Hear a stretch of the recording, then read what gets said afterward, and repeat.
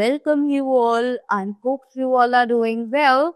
So let us begin with chapter number 2 of English, and the name of the chapter is Nouns. Right? So इस chapter में हम लोग nouns के बारे में पढ़ेंगे. We all are aware of nouns, that nouns are the names of the person, animal, place or a thing. Right? So first of all, we have nouns explained over here.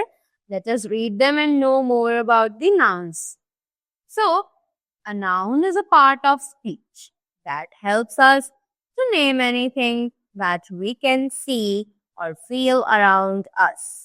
तो noun जो है वो एक part of speech है जो हमारी help करता है name करने में anything that we can see, जो हम देख सकते हैं या फिर अपने आसपास feel कर सकते हैं. Right? It can be the name of a person, place, animal, thing, emotion और quality. Right? So, ये किसी भी चीज का नाम हो सकता है. Either it can be a person, place, thing, animal, emotion or quality. Right? In other words, we can say all naming words are called nouns. दूसरे शब्दों में हम ये भी कह सकते हैं कि all the naming words, जितने भी naming words होते हैं, जितने भी चीजों के नाम होते हैं, उन सभी को हम nouns के नाम से जानते हैं. Right? Next, we have the kinds of noun. So let's begin with the kinds of noun now. So the kinds of noun are the common nouns, the proper nouns, the abstract nouns, the collective nouns, the concrete nouns, the countable nouns, and the uncountable nouns. Right? So, first of all, they have explained the common nouns. Let us read that. So, the general names given to persons, places, or things. Example, boys, parents, books, birds, etc. Right? So, जो भी हम general नाम चीजों को देते हैं, right? पूरी एक कैटेगरी को जो हम नाम देते हैं, उसको हम कॉमन नाउन्स के नाम से जानते हैं. जैसे कि एग्जाम्पल्स हमें दिए हुए हैं boys, parents, books, birds, would, etcetera. Right? अब उसी के बाद नेक्स्ट टॉपिक जो हमारा है वो है प्रॉपर नाउन्स. अब ये प्रॉपर नाउन्स क्या है? Let's read them. Specific names given to the persons, places or things. Examples, Pavan, Ganga, Jalandhar, Telangana, etc. Right? तो अब ये कह रहे हैं कि specific names यानी कि जो particular names हम लोग इन classes को देते हैं, right? Common nouns होता है कि हम जिसमें एक common category को नाम दे रहे हो, right? बट प्रॉपर नाउन्स हैं जब हम उस कैटेगरी में एक स्पेसिफिक पर्टिकुलर नाम की बात कर रहे हो, तब वो एक प्रॉपर नाउन कहलाता है. राइट? एग्जाम्पल्स हैं पवन, गंगा, जलंधर, तेलंगाना, एटसेट्रा. राइट? उसी के बाद नेक्स्ट आता है एब्स्ट्रैक्ट नाउन्स. अब ये एब्स्ट्रैक्ट नाउन्स क्या है? Let us read this. Can not be perceived by 5 senses like ideas, emotions, concepts, thoughts, right? So, basically, जितने भी abstract nouns हैं वो क्या है? हमारी जो feelings है, जो emotions हैं, thoughts हैं, ideas हैं, वो सभी abstract nouns में आते हैं, जिन्हें हम ना तो देख सकते हैं, ना ही छू सकते हैं, right? They all are actually the things that we can only feel, right? So those things are categorized under the abstract nouns. So let's read the examples of abstract nouns.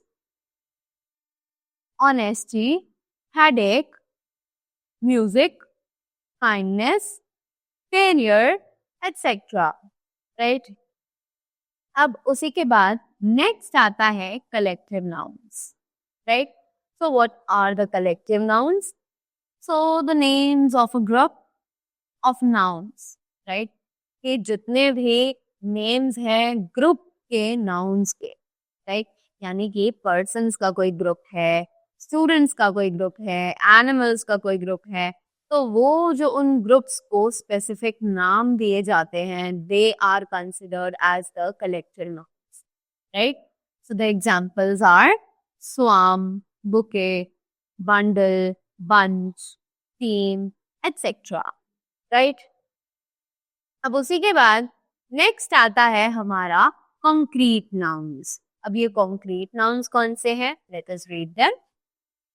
Things that can be physically perceived, यानी कि जिन्हें हम छू सकते हैं, right? जिन्हें हम feel कर सकते हैं, टच कर सकते हैं, राइट?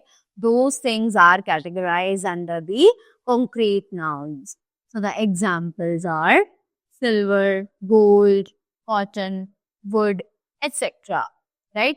इन सभी को हम concrete nouns के नाम से जानते हैं. Next is the countable nouns. अब ये countable nouns उनसे होते हैं.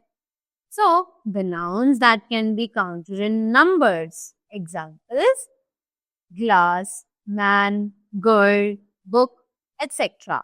Right? So जितने भी ऐसे nouns हैं जिन्हें हम numbers में count कर सकते हैं, all of them are considered in the countable nouns. Right? जैसे कि examples हैं glass, man, girl, book. इन सभी चीजों को हम count कर सकते हैं और इनका एक specific number identify कर सकते हैं, तो उन्हें हम countable nouns कहते हैं. Right? Next is the uncountable nouns. So, the nouns that cannot be counted in numbers. Examples: butter, poverty, milk, earth, etc. Right? तो ऐसे nouns जिन्हें हम count नहीं कर सकते numbers में, जो कि पूरा एक quantity में आते हैं, right? जैसे कि butter, poverty, milk, earth, etc. Right? We cannot have a proper number of these things. That is why ये सभी uncountable nouns में categorize किए जाते हैं. Right? So, moving ahead. Here we have formation of abstract nouns. अब हम abstract nouns की formation कैसे करते हैं, कैसे वो बनाए जाते हैं, right? So, they say abstract nouns can be formed from adjectives or verbs. Look at the examples given below. तो जितने भी abstract nouns हैं, ये बनाए जा सकते हैं या तो adjectives को यूज करके या फिर verbs को यूज करके, right?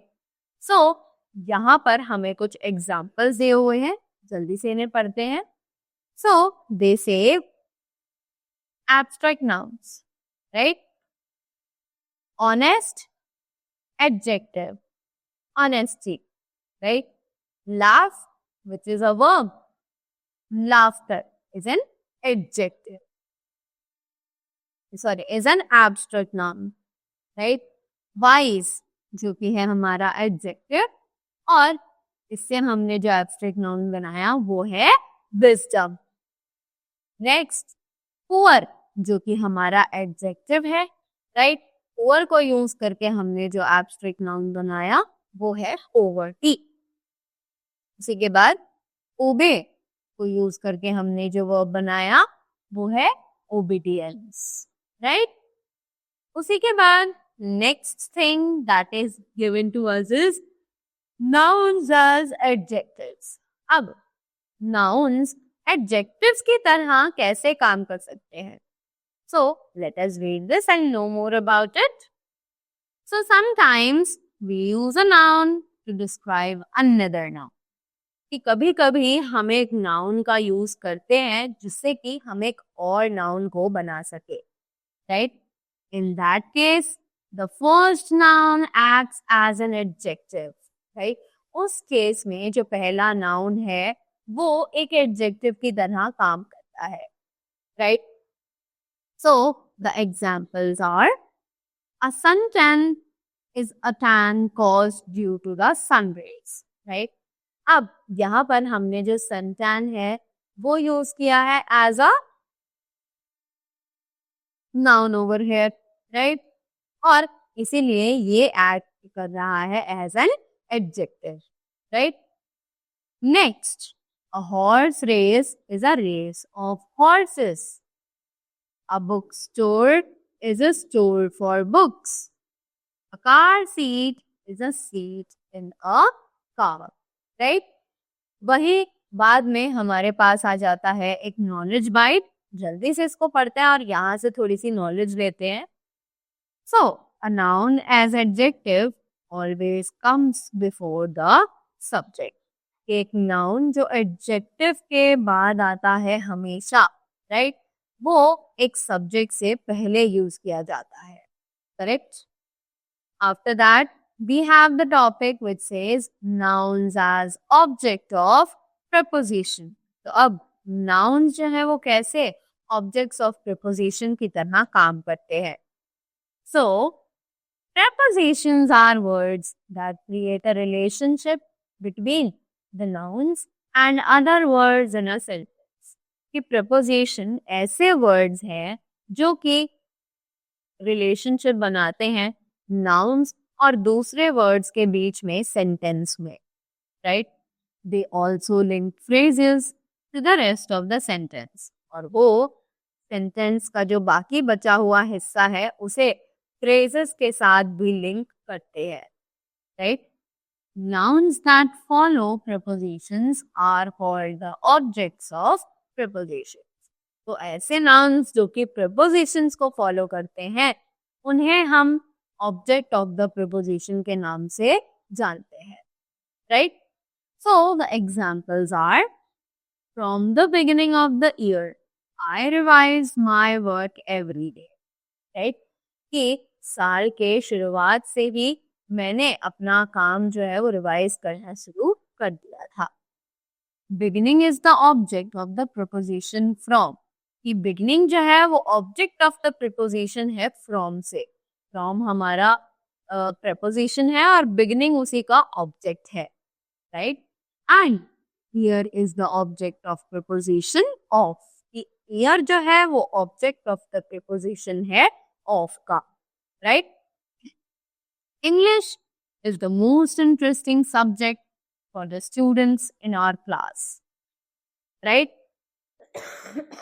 So यहाँ पर students is the object of the preposition for, कि students जो है वो object of the preposition है for के साथ, right? And class is the object of the preposition in, कि class जो है वो object of the preposition है in preposition के साथ, right? So that was all about the chapter nouns. I hope you all are clear with this and you got the things really well about the nouns as well as its kinds. So that was all for this. I hope you all enjoyed the video and learned something new from this.